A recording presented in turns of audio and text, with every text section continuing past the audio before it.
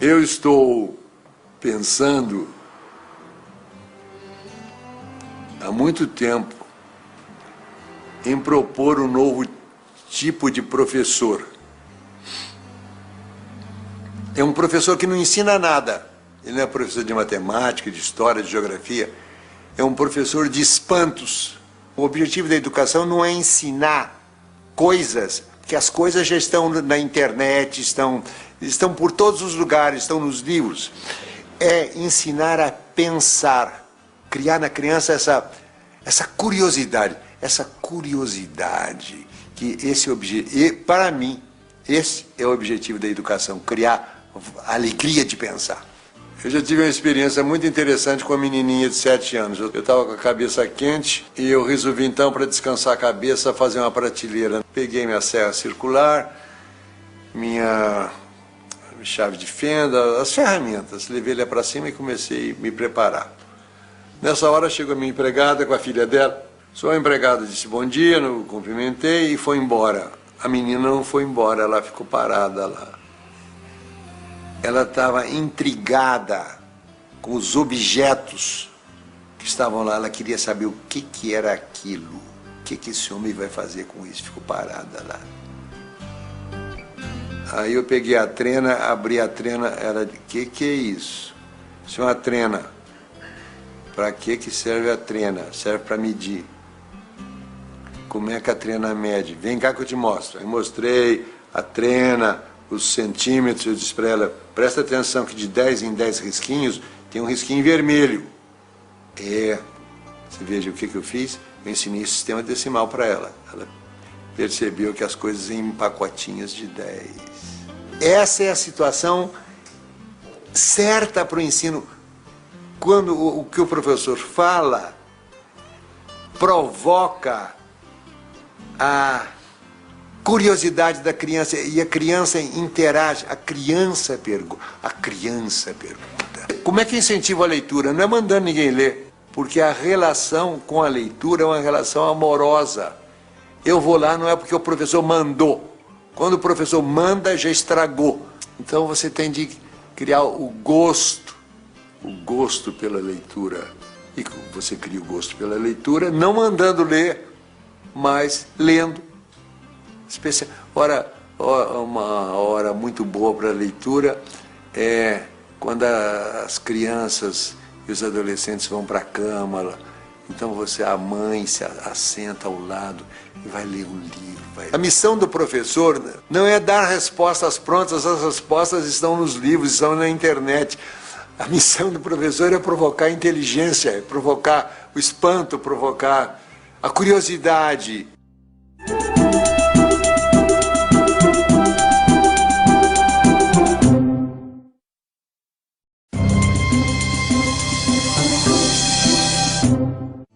Quando eu era menino, na minha escola, tinha uma aula de leitura. A aula de leitura era a aula em que a professora ia ler para nós. Monteiro Lobato. Ninguém faltava aula, era o silêncio absoluto. Não precisava o professor dizer, menino, silêncio, menino. Não tem. Na escola não pode ter essa palavra silêncio, porque naturalmente, se a escola é boa, as crianças vão fazer silêncio porque elas vão gostar daquilo que elas estão fazendo. Frequentemente, os professores só têm que repetir aquilo que já vem nas apostilas. Recebi uma carta do menino. Querido Rubem Alves, li o seu livro O Patinho que Não Aprendeu a Voar.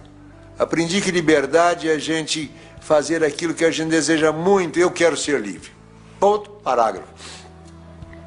Tem uma professora que é demais. Ela manda a gente ler os seus livros e grifar os encontros consonantais e os dígrafos.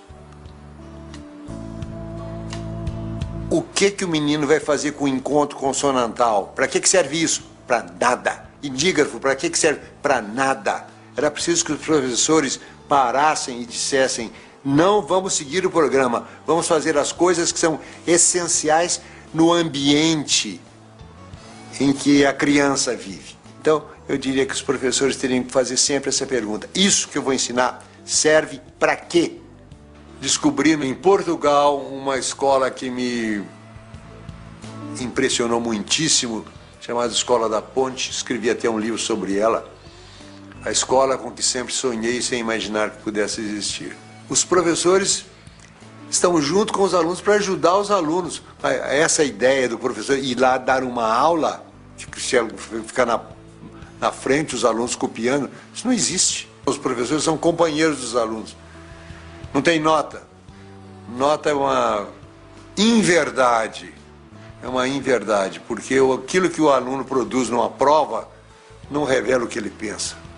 A gente precisaria ter uma educação ligada com a vida, porque é para isso que a gente aprende, para viver melhor, para ter mais prazer, ter mais eficiência, poupar tempo, não se arriscar.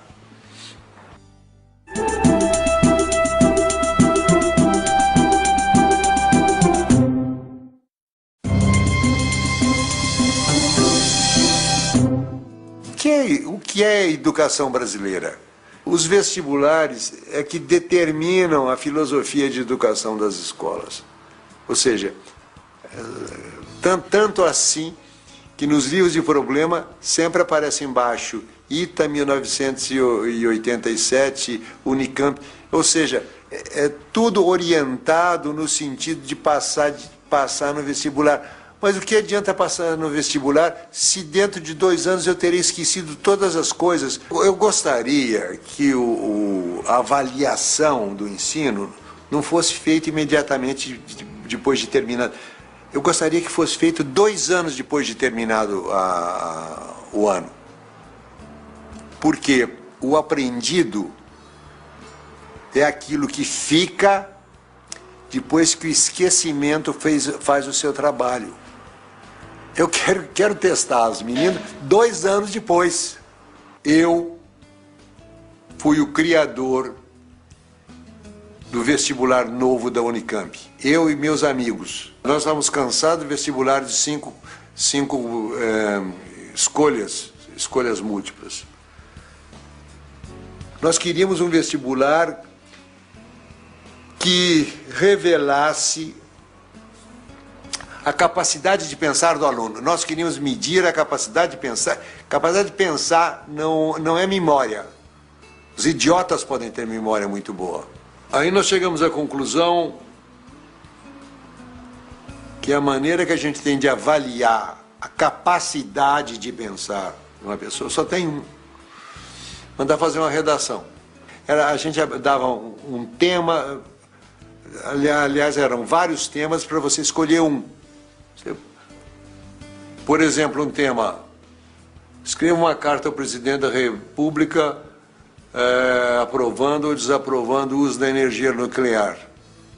Não tinha resposta certa. Não nos interessava, só nos interessava que o aluno fosse capaz de pensar por conta própria. Aí, depois de terminado o trabalho, um amigo meu que tinha sido formado engenheiro do ITA, quer dizer, um cara rigoroso, ele chegou para mim e disse: tem um jeito muito mais simples. Qual é? Sorteio. Sorteio? Como? Achei que ele estava doido. Pense. Aí eu comecei a pensar. O primeiro benefício do sorteio seria que as escolas teriam liberdade para educar do jeito que elas quisessem.